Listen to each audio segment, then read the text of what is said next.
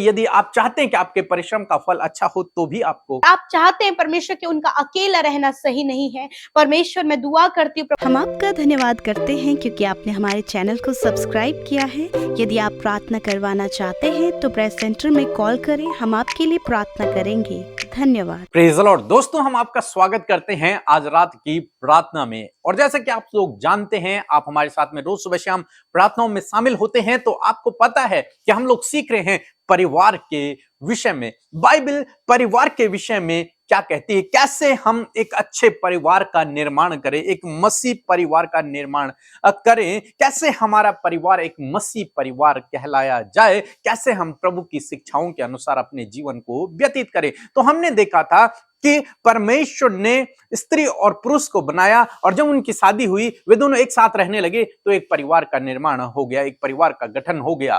तो वो परंपरा आज तक चली आ रही है कि हर एक स्त्री पुरुष शादी करते हैं, लेकिन शादी करने के अनेक कारण हैं। बहुत सारे कारण हमें शादी करने के दिखते हैं आज की डेट में यदि देखा जाए। लेकिन बाइबल हमें क्या सिखाती है, शादी करने का क्या रीजन है, उन पर हम आज मनन करेंगे। तो पहले हम देखते हैं सांसारिक वे कि बहुत सारे भाई बहन, बहुत सारे यूथ केवल इसलिए शादी करते हैं क्योंकि उन्हें किसी से प्यार हो गया, इसलिए वो शादी करते हैं क्योंकि उन्हें किसी लड़की से या फिर किसी लड़के से प्यार हो गया। ये पहला कारण। दूसरा कारण हम लोग देखते हैं कि कई लड़के लड़कियां अपने घर वालों के दबाव में आकर के शादी करती हैं।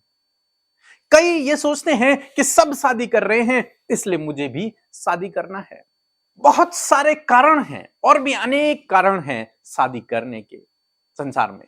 लेकिन परमेश्वर बाइबल हमें क्या सिखाती है शादी करने के विषय में, क्यों हमें शादी करनी चाहिए, क्या रीजन है आखिर शादी करने के। एक वचन हम लोग पढ़ेंगे, उत्पत्ति किताब उसका 2 अध्याय 18 पद, जहां पर कुछ इस प्रकार से लिखा है। फिर यहोवा परमेश्वर ने कहा, आदम का अकेला रहना अच्छा नहीं, मैं उसके लिए एक ऐसा सहायक बनाऊंगा जो उससे मेल खाए। आमीन। दोस्तों, यहां पर परमेश्वर का वचन कहता है कि आदम का अकेला रहना ठीक नहीं है। मींस परमेश्वर की इच्छा है कि मनुष्य शादी करे। पहली बात तो यही है कि परमेश्वर चाहते हैं हर एक व्यक्ति शादी करे, हर एक व्यक्ति शादीशुदा हो, क्योंकि परमेश्वर ने देखा किसका अकेला रहना ठीक नहीं है, आपका अकेला रहना ठीक नहीं है। परमेश्वर चाहते हैं कि आपकी शादी हो, इसलिए परमेश्वर ने कहा मैं इसके लिए सुटेबल लाइफ पार्टनर बनाऊंगा जो इससे मेल खाए। दूसरी बात कि हमें हर एक स्त्री को, हर एक पुरुष को एक दोस्त की जरूरत होती है, एक साथी की जरूरत है। इस पूरे जीवन को जीने के लिए एक साथी की जरूरत पड़ती है जिससे वो अपने दुख सुख को शेयर कर सके, जिससे वो अपनी बातों को शेयर कर सके, जो उसको अंडरस्टैंड करे, जो उसको समझे और वो जिसको समझे। ऐसा एक साथी की जरूरत होती है जो उसे प्रोटेक्ट करे, जो उसके साथ में चले। ऐसे एक साथी की आवश्यकता होती है। इसलिए जब परमेश्वर ने हवा को बनाया, आदम के पास लेके गए, तो आदम ने कहा ये मेरे मांस की मांस है और मेरी हड्डी की हड्डी है, क्योंकि ये मुझसे निकली है इसलिए इसका नाम नारी होगा, क्योंकि ये मुझसे निकली हुई है, ये मेरे हड्डी में की हड्डी है, मेरे मांस में की मांस है। एक परफेक्ट जीवन साथी, एक परफेक्ट दोस्त की जरूरत होती है, इसलिए हमें शादी करनी चाहिए। इसलिए परमेश्वर ने हर एक के लिए जीवन साथी बनाया है, एक बेस्ट फ्रेंड बनाया हुआ है, इसलिए हमें शादी करनी चाहिए एक बेस्ट फ्रेंड को पाने के लिए, जो हमें जीवन भर समझे, जिससे हम अपनी बातों को शेयर कर सकें, जो दुख सुख में हमारे साथ में बना रहे। फिर हम देखते हैं कि ताकि हम दोनों जो काम करें उसका परिश्रम का फल हमें अच्छा मिले। हमने बीते दिनों भी देखा कि एक व्यक्ति जिस काम को करेगा और दो व्यक्ति जिस काम को करेंगे, तो दो व्यक्तियों का जो परिश्रम होगा उसका फल उन्हें ज्यादा मिलेगा। तो इसलिए भी हमें शादी करनी है, इसलिए भी आपको शादी करनी है, क्योंकि ताकि आप दोनों का जो परिश्रम हो उसका फल आपको ज्यादा मिले, अच्छा मिले। एक और बात हम लोग देखते हैं, उत्पत्ति किताब उसका 2 अध्याय 24 पद, जहां पर कुछ इस प्रकार से लिखा है। इस कारण पुरुष अपने माता पिता को छोड़कर अपनी पत्नी से मिला रहेगा और वह एक ही तन बने रहेंगे। आमीन। यहां पर हम लोग देखते हैं कि इस कारण हर एक स्त्री और पुरुष अपने माता पिता से अलग होंगे और एक नए परिवार का निर्माण करेंगे। तो यदि आपके अंदर ये इच्छा है कि मेरा भी एक परिवार हो, तब आपको शादी करनी चाहिए। ये रीजन है शादी करने के। यदि आपको एक दोस्त की आवश्यकता है तो आपको शादी करनी चाहिए। आप एक नया परिवार अलग से बनाना चाहते हैं तो आपको शादी करनी चाहिए। यदि आप परमेश्वर की इच्छा के अनुसार चलना चाहते हैं तो भी आपको शादी करनी चाहिए। यदि आप चाहते हैं कि आप जो काम करें उसका प्रतिफल आपको अच्छा मिले तो भी आपको शादी करनी चाहिए। यदि आप चाहते हैं कि कोई आपके साथ में हो जिससे आप अपने दुख सुख को शेयर करें, जो आपके साथ साथ में चले, जो आपको समझे, तब आपको शादी करनी चाहिए। एक और कारण हम लोग देखेंगे, बहुत इंपॉर्टेंट कारण यह है, पहला कुरिन्थियों की किताब उसका 7 अध्याय और 1, 2, 3 पद, जहां पर कुछ इस प्रकार से लिखा है। उन बातों के विषय में जो तुमने लिखी, यह अच्छा है कि पुरुष स्त्री को ना छुए, परंतु व्यभिचार के डर से हर एक पुरुष की पत्नी और हर एक स्त्री का पति हो। पति अपनी पत्नी का हक पूरा करे और वैसे ही पत्नी भी अपने पति का। आमीन।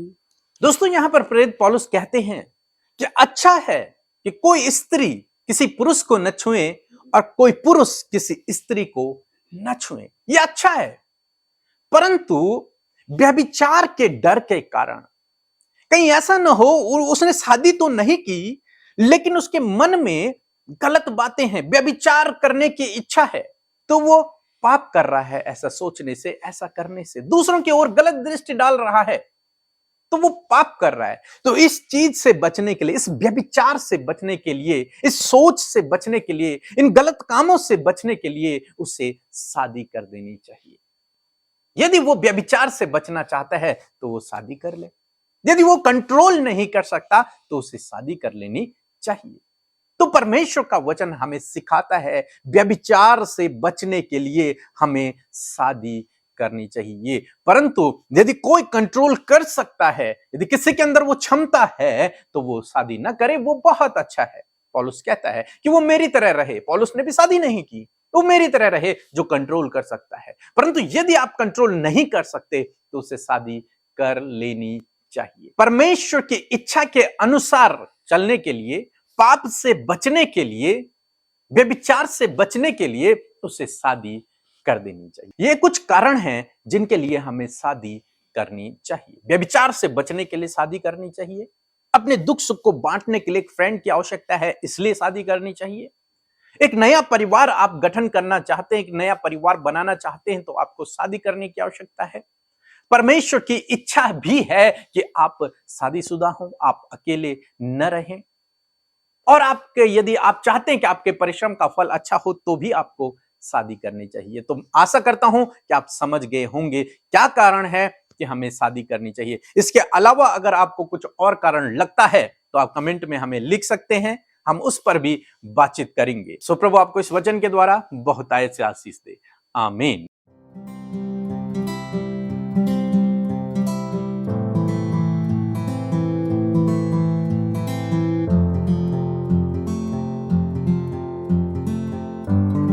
गवाही देना चाहती हूँ।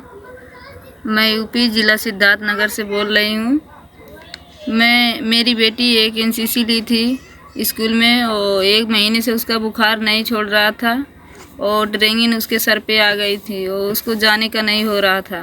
मैं व्हाट्सएप के माध्यम से पीके भाई के पास रिक्वेस्ट भेजा। उन्होंने मेरे बेटी के लिए प्रार्थना किए और मेरी बेटी भली चंगी हो गई, अपना ट्रेनिंग भी अच्छे से दिया। प्रभु को मैं कोटि कोटि धन्यवाद करती हूँ। पीके भाई अमृता सिस्टर का भी बहुत बहुत धन्यवाद करती हूँ कि उन्होंने मेरे लिए प्रार्थना की है। प्रभु उनके जीवन में और आशीष दे और उनके बच्चों को आगे बढ़ाए, उन्हें भी भला चंगा सुरक्षित रखे कि ऐसे सबके लिए प्रार्थना करते हैं। उनके पूरे मिनिस्ट्री को बहुत बहुत धन्यवाद करती हूँ। सबको जय मसीह की। हालेलुया। आमीन। सो हम प्रभु यीशु मसीह का धन्यवाद करते हैं आज की सुंदर शाम के लिए। मैं आशा करती हूँ बड़े ध्यान से आपने इस वचन को सुना है, और जिस प्रकार हम देख रहे हैं कि हम परिवार के ऊपर बहुत सारी शिक्षाओं को जो परमेश्वर की ओर से, उसके वचनों की ओर से है, और परमेश्वर का वचन क्या परिवार के विषय में कहता है, हम सीख रहे हैं। और मैं आशा करती हूँ कि आप बहुत अच्छे से एक एक वचन को सीख रहे हैं। प्रभु आप इस वचन के द्वारा बहुतायत से आपको आशीष दे। आइए मिलकर प्रार्थना करें। धन्यवाद, धन्यवाद, धन्यवाद करते हैं स्वर्ग में विराजमान हमारे पिता। हम आपका आदर और सम्मान करते हैं पिता।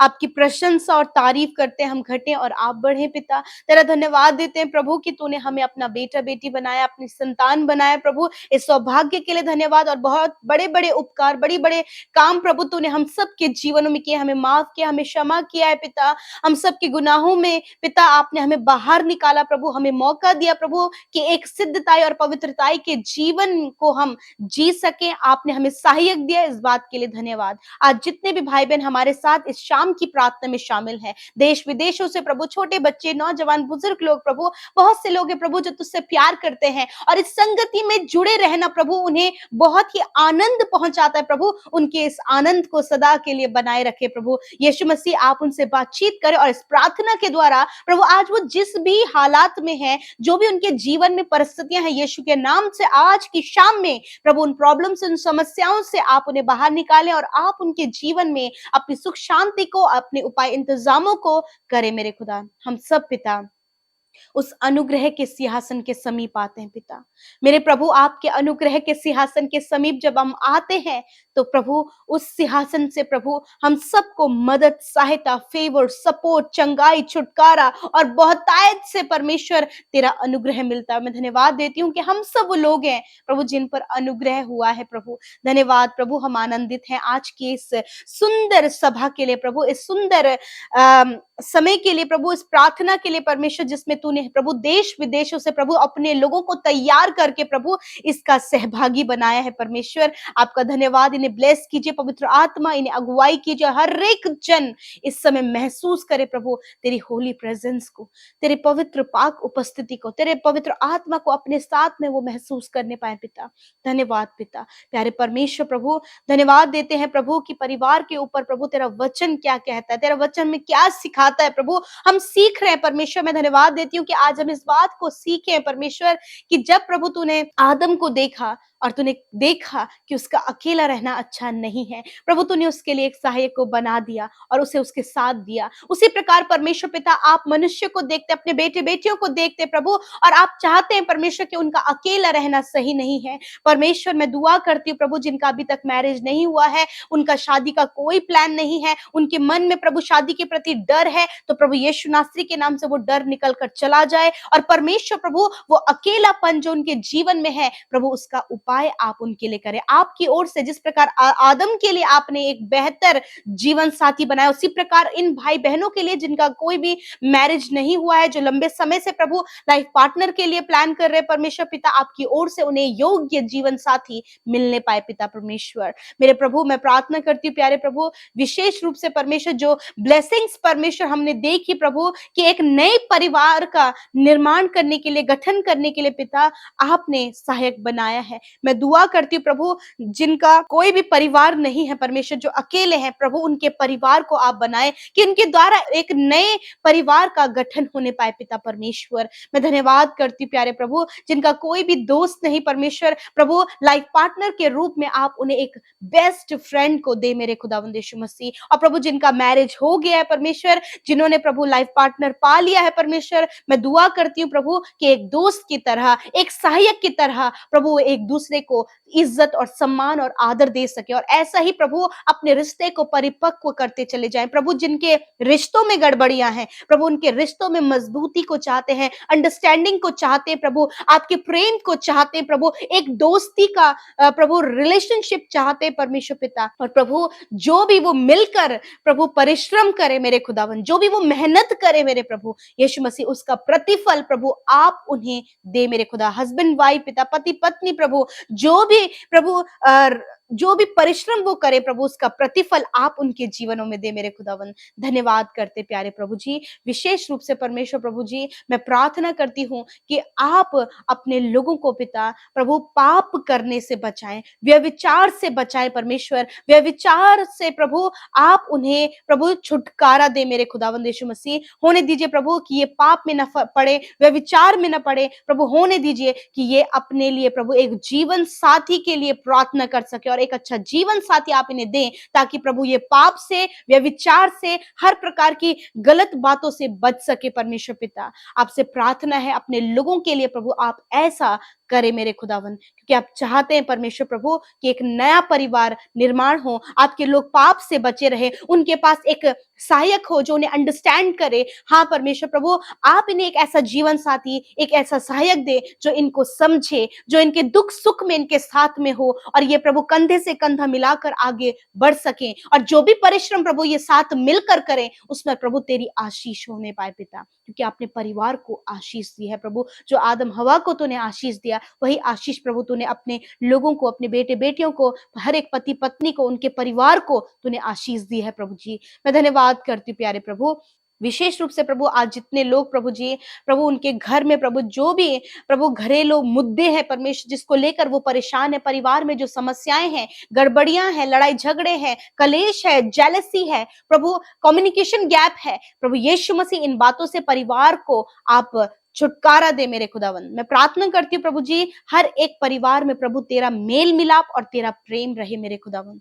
धन्यवाद करते प्यारे प्रभु। विशेष रूप से मैं प्रार्थना करती हूँ प्रभु, जितने लोग प्रभु अपने स्वास्थ्य को लेकर प्रभु जी, बीमारी को लेकर प्रभु जी, और प्रभु जितने लोग हॉस्पिटल में है, दर्द तकलीफ में है, इस समय प्रभु रोग में है, प्रभु यीशु हम आपके आगे रखते हैं और आपके वचन को आगे करते हैं, उस वचन को लेकर तेरे समीप आते हैं। तेरा वचन मेरे पिता ये कहता है प्रभु कि मैं तेरा इलाज करके तेरे घावों को चंगा करूंगा, मैं तेरा चंगा करने वाला परमेश्वर हूं। मैं धन्यवाद करती हूँ इन वचनों को प्रभु तुझे याद दिलाते प्रभु कि तूने ये वचन कहा, इस समय जितने लोग बीमार हैं प्रभु यीशु मसीह तूने उनके घावों को चंगा कर दिया, तूने उनके बीमारियों को दूर कर दिया प्रभु, तूने उन्हें चंगा किया, हर एक रोग, हर एक कमजोरी, हर एक दुर्बलता से, हर एक बीमारी से प्रभु तूने उन्हें चंगा किया है परमेश्वर। इस समय प्रभु मैं प्रार्थना करती हूँ प्यारे प्रभु, विशेष रूप से परमेश्वर प्रभु जिनके पिता परमेश्वर हाथों में हमेशा दर्द रहता है परमेश्वर, प्रभु अपना हाथ हिला नहीं पाते प्रभु, यीशु के नाम से प्रभु हाथ इसी समय चंगा हो जाए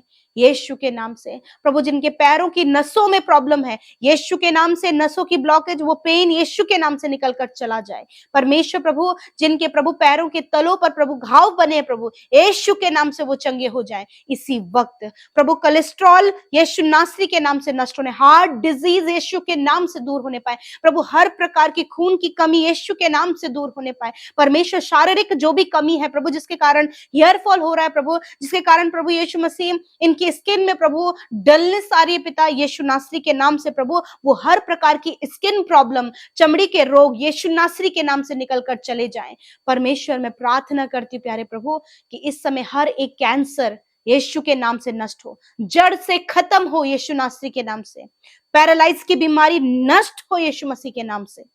प्रार्थना है प्रभु जिनकी रीढ़ की हड्डी में और कमर में दर्द है, यीशु के नाम से परमेश्वर वो कमी उनके शरीर से दूर हो, वो दर्द दूर हो और वो चंगी हो जाए यीशु के नाम से परमेश्वर। घुटनों का दर्द यीशु के नाम से दूर होने पाए परमेश्वर, हर प्रकार की आंतों की सूजन यीशु नासरी के नाम से दूर होने पाए। जिन्हें प्रभु हमेशा प्रभु खाना डाइजेस्ट नहीं होता है प्रभु, डाइजेशन आप स्ट्रॉन्ग करें प्रभु। जिन्हें कॉन्स्टिपेशन रहता है यीशु के नाम से प्रभु आप उन्हें हील करें। पाइल्स की बीमारी यीशु के नाम से नष्ट होने पाए। स्टोन प्रॉब्लम, यदि प्रभु किडनी में, गॉल ब्लैडर में स्टोन है, इसी वक्त वो स्टोन नष्ट हो in the name of Jesus प्रभु। हेयर फॉल नष्ट हो यीशु के नाम से प्रभु। मैं दुआ करती हूँ प्रभु जिनके हाथ पैरों में सफेद दाग है परमेश्वर प्रभु जी, इसी वक्त प्रभु वो व्हाइट स्पॉट की बीमारी, सफेद दाग की प्रॉब्लम यीशु के नाम से नष्ट होने पाए, गुप्त रोग नष्ट होने पाए प्रभु। मैं प्रार्थना करती हूँ उन बहनों के लिए प्रभु जिनका हमेशा मिसकैरेज हो जाता है, यीशु के नाम से मिसकैरेज की प्रॉब्लम इसी वक्त नष्ट हो in the name of Jesus. प्यारे परमेश्वर इस समय प्रभु जो बच्चे सर्दी खांसी बुखार से पीड़ित है परमेश्वर, इसी वक्त उन्हें रिलीफ दे प्रभु, इसी वक्त परमेश्वर छुटकारा पाए। प्यारे परमेश्वर जिन्हें अस्थमा की बीमारी है, लंग्स में प्रॉब्लम है, ब्रेस्ट में प्रॉब्लम है, यीशु के नाम से वो चंगे हो जाएं प्रभु। धन्यवाद। जिनके गर्दन में प्रॉब्लम है यीशु के नाम से वो चंगे होने पाए परमेश्वर। मैं धन्यवाद करती हूँ कि आपने रसोलियों को नष्ट किया, गांठों को नष्ट किया, गठिया के रोगों को नष्ट किया पिता परमेश्वर, शुगर बीपी थायराइड को नष्ट किया परमेश्वर। हर एक ट्यूमर यीशु के नाम से निकल कर चला जाए। धन्यवाद प्रभु, धन्यवाद, आपने छुआ और चंगा किया। इस समय जितने लोग परमेश्वर बीमार हैं, हॉस्पिटलों में है, वेंटिलेटर में है, प्रभु यीशु उनके लिए जीवन को मांगते हैं, उनके लिए चंगाई को मांगते हैं। और धन्यवाद पिता, तूने उन्हें छू लिया और चंगा किया परमेश्वर। धन्यवाद प्रभु, जिससे एक्सीडेंट होने के कारण प्रभु जहां कहीं भी चोट आई है प्रभु, तेरे वचन को प्रोक्लेम करते हैं कि आप उनका इलाज करके उनके घावों को चंगा करें। धन्यवाद। आज रात में प्रभु हम दुआ करते हैं प्रभु, जो बुरा सपना देखते हैं, जो तनाव में रहते हैं, बहुत सी बातों को सोच विचार करते हैं प्रभु, जिसके कारण प्रभु सो नहीं पाते, तो प्रभु आज आपकी शांति, आज आपका विश्राम उनके जीवन में आए और परमेश्वर अच्छी नींद से प्रभु आप इन्हें सुलाएं। कल का दिन आप इन्हें दिखाएं प्रभु, अपने दर्शनों के द्वारा, वचनों के द्वारा बातचीत करें और प्रभु हर एक को आप आत्मिकता में बढ़ाएं पिता। धन्यवाद, आपके नाम से एक एक को, उनके परिवार, बच्चों को ब्लेस करते हैं प्रभु, धन्यवाद देते हैं। और जितनों ने प्रार्थना विनतियां भेजी हैं प्रभु यीशु मसीह, धन्यवाद। ये वो लोग हैं जो तुझसे प्यार करते, तेरे नाम पर विश्वास करते हैं प्रभु, धन्यवाद, तूने उनके जीवन में काम किया। जितने भाई बहन सेवा कार्यों में हमारे साथ इस मिनिस्ट्री के साथ सहभागी बन रहे प्रभु, वो वीडियोस को शेयर करते, वो लोगों तक प्रभु तेरे सुसमाचार बांटते खुदा, मैं धन्यवाद करती हूँ। आप उन्हें ब्लेस करे, जिन्होंने आपके राज्य में बड़े ही आनंद और हर्ष के साथ में बोया है प्रभु, तूने उनकी भेंटों को ग्रहण किया है, तूने ग्रहण किया है प्रभु, कि तू हर्ष से देने वाले से प्रसन्न होता है प्रभु। आप आशीष से मेरे खुदा, धन्यवाद करते हैं, सब कुछ आपके हाथों में सौंपते हैं, यीशु के नाम से प्रार्थना मांगते हैं, आमीन, आमीन और आमीन।